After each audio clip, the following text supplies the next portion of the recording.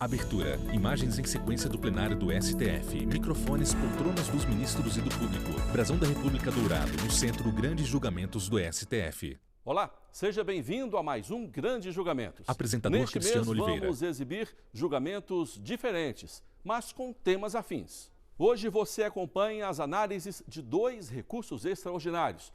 O primeiro deles, de agosto de 2018, questionou a legitimidade do Ministério Público para ajuizar ação civil pública para fornecimento de medicamentos de determinadas doenças.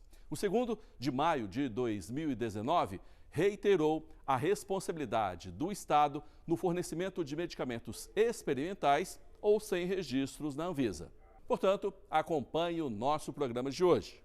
O Ministério Público tem legitimidade para mover ação civil pública com o objetivo de buscar fornecimento de medicamentos a pessoas com determinadas doenças? No caso específico, o Tribunal de Justiça de Minas entendeu que não. Na ação, disse que o MP visava beneficiar apenas uma pessoa. Adianto que a matéria teve repercussão geral e o resultado alcançou 1.897 processos semelhantes em todo o país. O relator do recurso extraordinário foi o ministro Marco Aurélio. Tem um relatório circunstanciado que foi distribuído aos colegas, né? Agosto de 2018.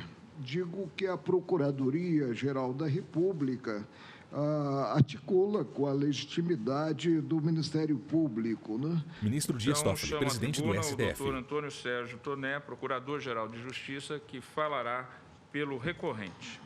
O recorrente, no caso deste recurso extraordinário, foi o Ministério Público de Minas Gerais. Isso, como dissemos, depois que o Tribunal de Justiça do Estado arquivou uma ação civil pública, na qual os procuradores de justiça buscavam garantir a entrega de medicamentos a doentes, vítimas de hipotiroidismo e hipocalcemia severa. Em muitas comarcas em que não há Antônio Sérgio Tonetti, representante do assistência MPMG. municipal qualificada para atender o carente. Numa comarca onde não há DAJs das grandes universidades para atender o carente. Numa comarca onde não há defensoria pública, a única pessoa que atende o carente é o promotor de justiça. Então, negar essa via, essa legitimidade ao Ministério Público é uma postura extremamente excludente. Em nome do Estado de Minas, recorrido no processo, falou o procurador do Estado à época. Trata-se de um interesse individual, perfeitamente identificado e individualizado. Jean Marcos Loures Ferreira, procurador do Estado de Minas Gerais. Constitucionalmente, a legitimidade ativa do Ministério Público, vez que não se coaduna com a sua função, elevada função de defesa da sociedade e tutela dos direitos difusos e coletivos, como prescrito constitucionalmente. O relator ministro Marco Aurélio citou o artigo 129 da Constituição Federal para compor o voto. Antes da fala dele, vamos ver o que diz o artigo. É o artigo que estabelece as funções do Ministério Público.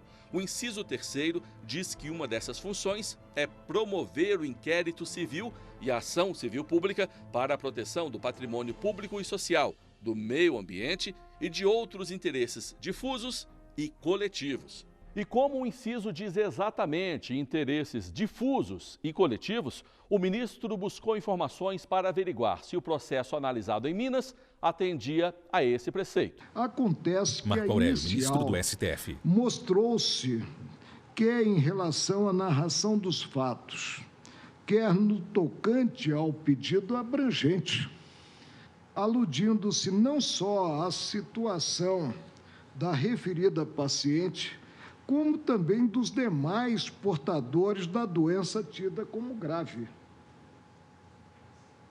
Não se mostrou uma ação individual em termos de benefícios buscados. Foi o primeiro voto que atendeu ao pedido do Ministério Público de Minas Gerais.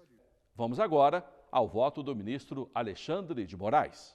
Ele disse que o recurso era particularmente especial.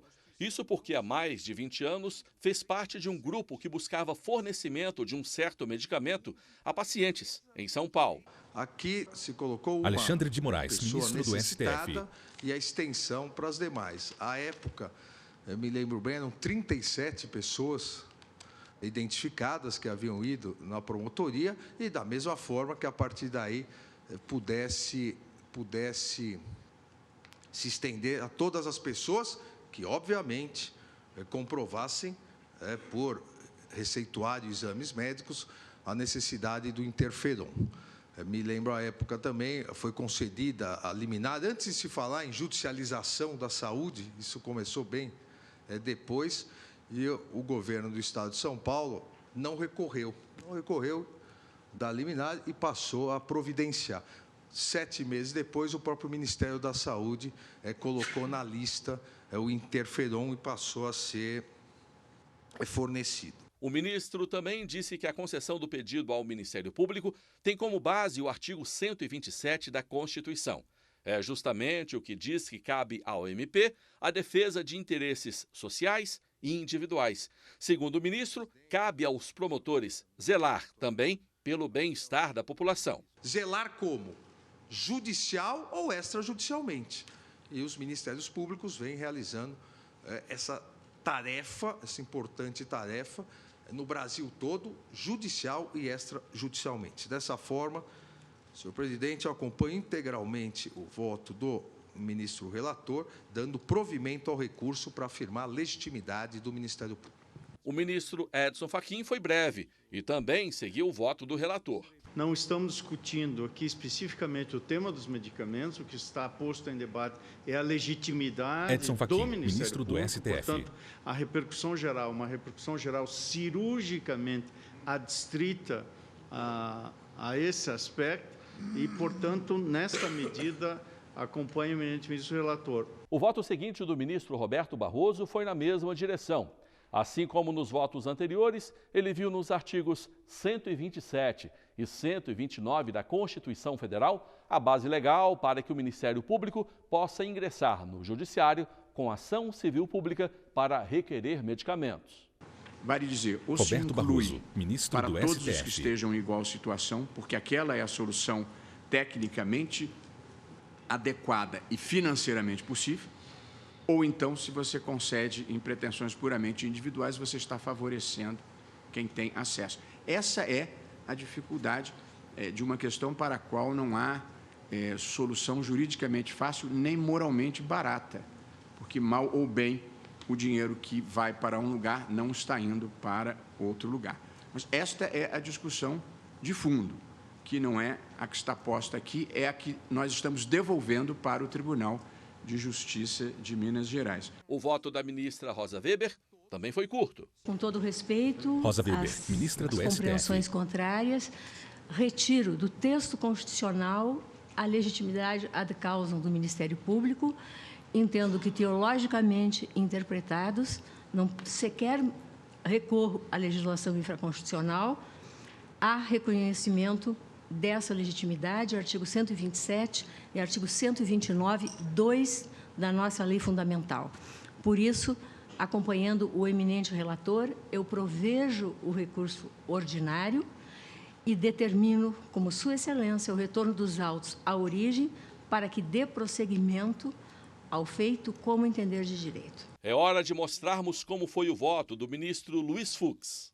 Eu fiz uma leitura Luiz Fux, da ministro do Constituição STF. Federal e verifiquei que a Lei da Ação Civil Pública conferiu uma densidade normativa maior a essa legitimidade do Ministério Público, incluindo os interesses individuais homogêneos, porque antigamente era só interesse difuso e coletivo, e depois veio essa questão dos interesses individuais homogêneos, são os interesses que gravitam em torno da concessão dos remédios.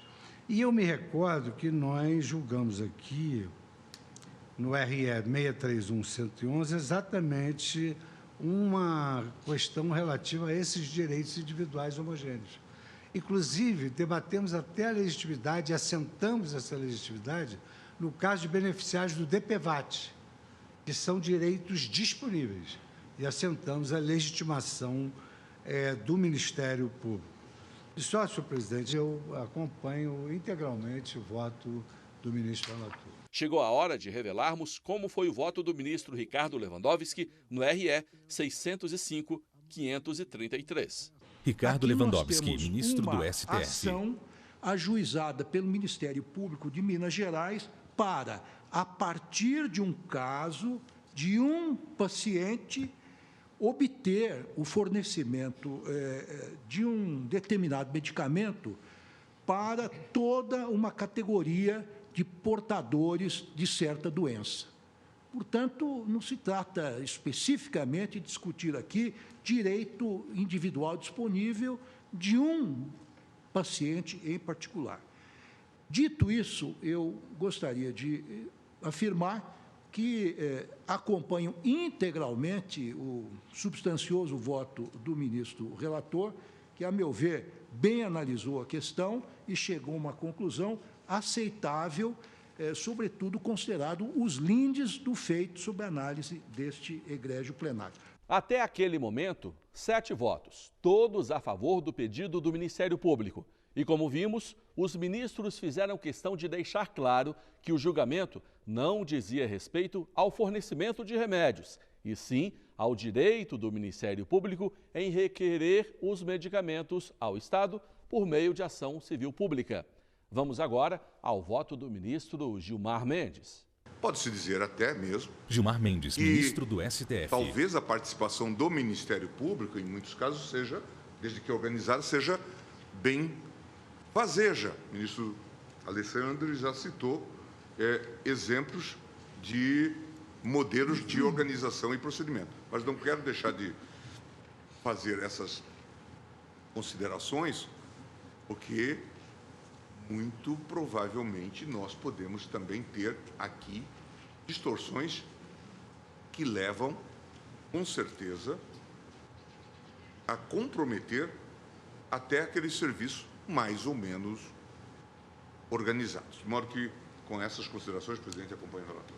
O ministro Celso de Mello citou outros julgamentos de casos semelhantes, não ligados à saúde, em que a relatoria coube ao ministro Dias Toffoli. Naqueles casos, o Supremo reconheceu o direito do Ministério Público. Então, não viu razões para negar este direito no recurso extraordinário julgado.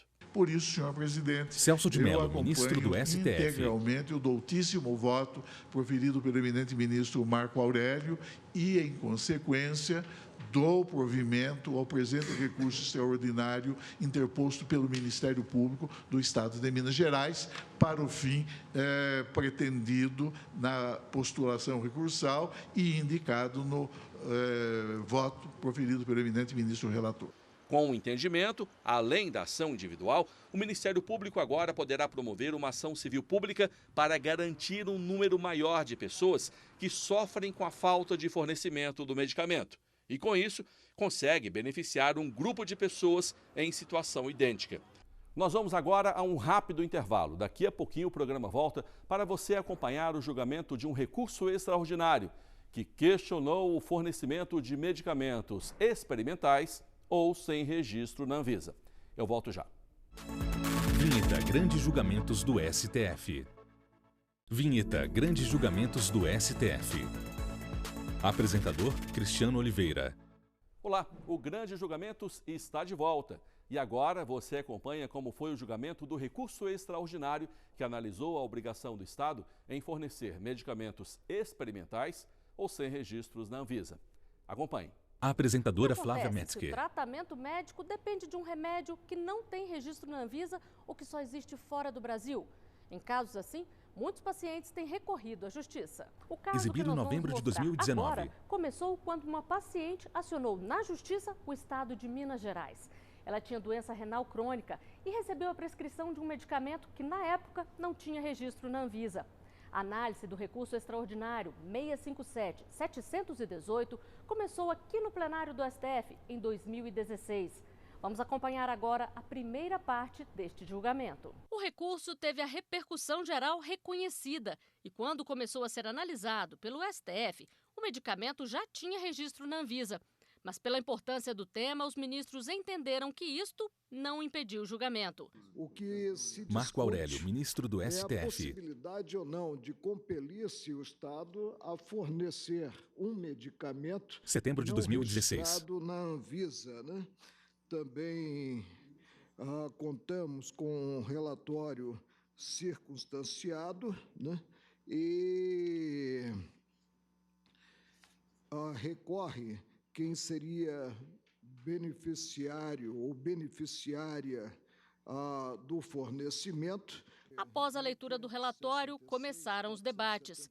Por um lado, a defesa da paciente chamou a atenção para a urgência do caso. A saúde não espera, não é mesmo? A saúde não se curva a esses trâmites. Carlos Eduardo Passe, defensor público-geral federal. É sabido que quando há ineficácia de tratamentos convencionais, a busca por qualquer outra alternativa que dê esperança ao paciente e à sua família é inevitável e deve, sim, ultrapassar barreiras meramente administrativas. E, por outro, a defesa do Estado argumentou que é preciso pensar de forma coletiva. As demandas judiciais de medicamentos não registrados na Anvisa são demandas que demonstram maior custo. Rafael Augusto Batista Juliano, procurador do Estado de Minas Gerais. Por não se tratar de medicamentos registrados na Anvisa, a própria agência reguladora não detém controle sobre o preço, que é um dos aspectos que a autarquia Anvisa prevê para o ingresso dos medicamentos no mercado brasileiro. Sem registro na Anvisa, não há controle sequer do preço, abrindo portas, inclusive, para fraudes. O relator, ministro Marco Aurélio, foi o único a votar na sessão do dia 15 de setembro, quando o julgamento teve início. Marco Aurélio, ministro do STF. O direito individual ao fornecimento pelo Estado de medicamento de alto custo, não incluído em política nacional de medicamentos ou em programa de medicamento de dispensação em caráter excepcional, depende da comprovação, não estando incluído, porque se está incluído, com maior razão.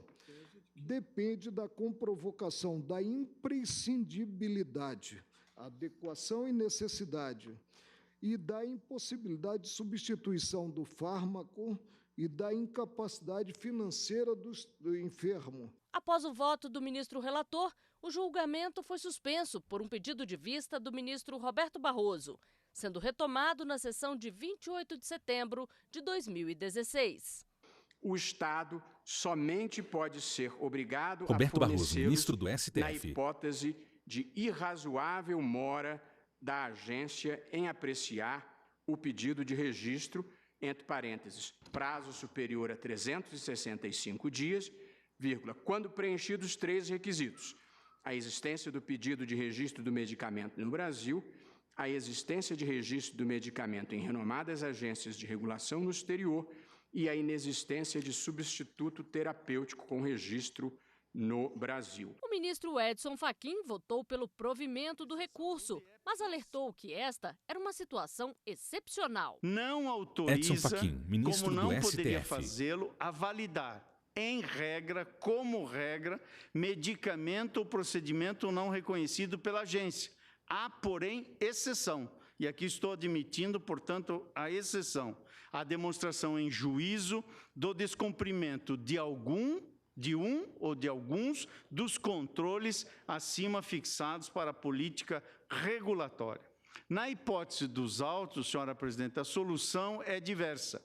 Havendo notícia do registro do medicamento pleiteado, assim como de sua inclusão no âmbito da política de assistência à saúde, há direito subjetivo da recorrente de obter o referido medicamento, razão pela qual, pedindo vênia, dou integral provimento ao recurso ordinário para determinar à parte recorrida o fornecimento imediato do medicamento pleiteado na exordial. Após o voto do ministro Fachin, o ministro Teori Zavascki pediu vista e o julgamento foi novamente interrompido. O julgamento só foi retomado em maio de 2019, já com a presidência do ministro Dias Toffoli e com o ministro Alexandre de Moraes, ocupando a vaga do ministro Teori Zavascki, falecido em janeiro de 2017. O ministro Alexandre de Moraes foi o primeiro a se pronunciar com o voto vista. Alexandre de Moraes, ministro do STF. Tenha, obviamente, autoridade para conhecer dessas demandas, para garantir que as... Maio de 2019. Mas deve garantir que não haja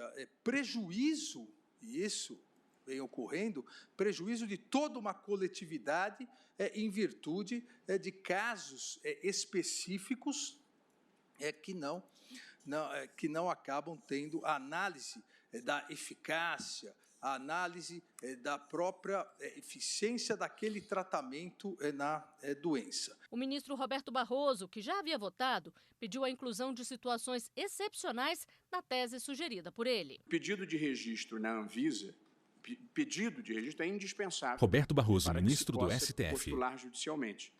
Porém, há casos excepcionais em que o laboratório não tem interesse comercial de pedir o registro. E que são os casos de doenças raras e ultra-raras.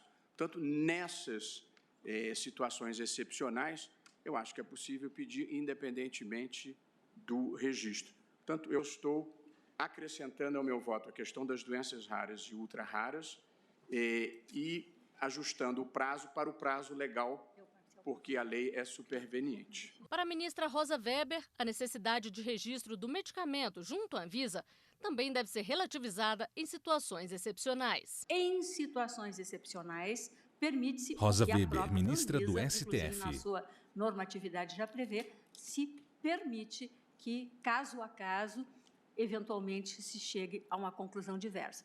Então, eu estou acompanhando o senhor presidente, eu imaginava que era o eminente relator.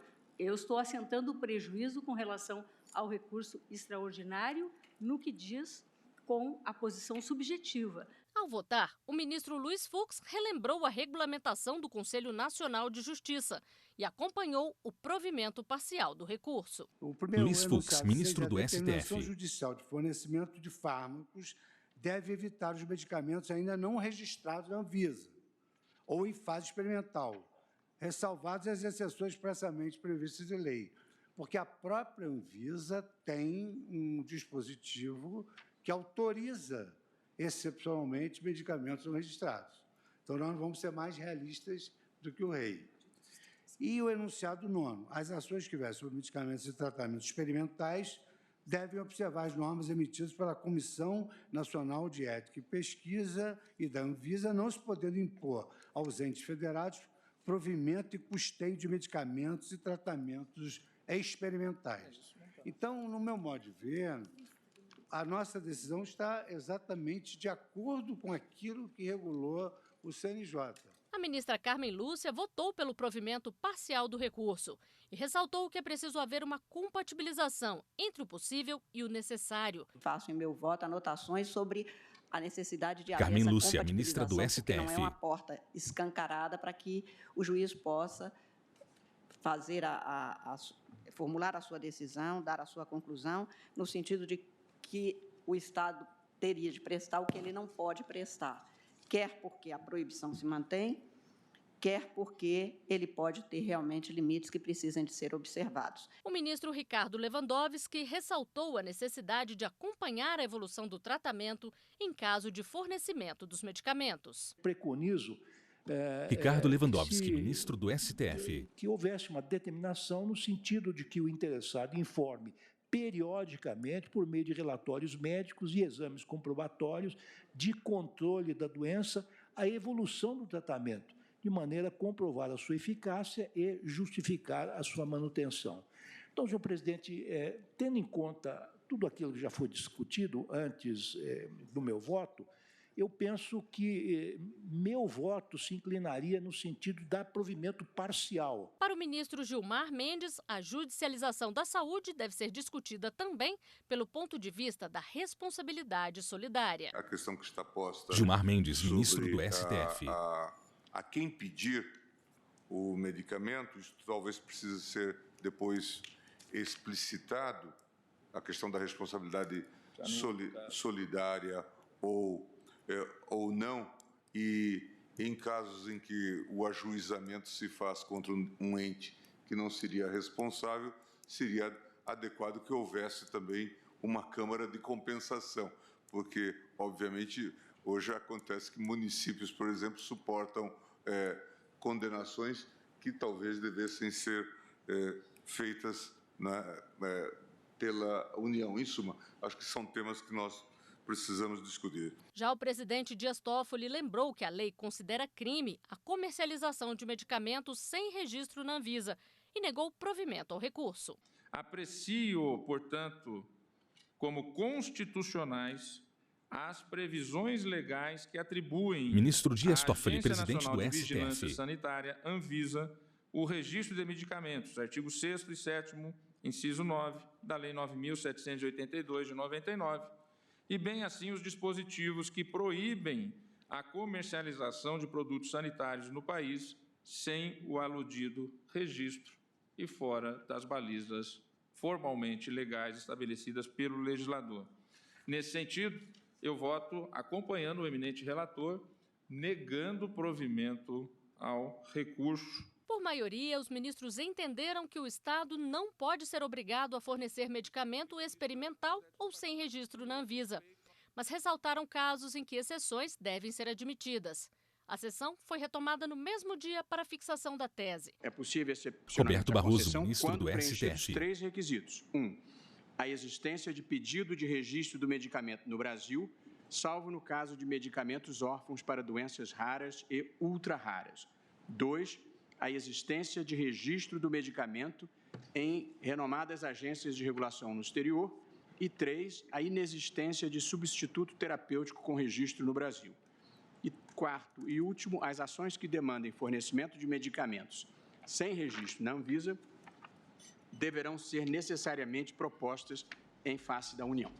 E assim a gente encerra o nosso programa de hoje. Espero que você tenha gostado. Acompanhe a nossa programação também pelo site tvjustiça.jus.br ou pelo nosso canal no YouTube.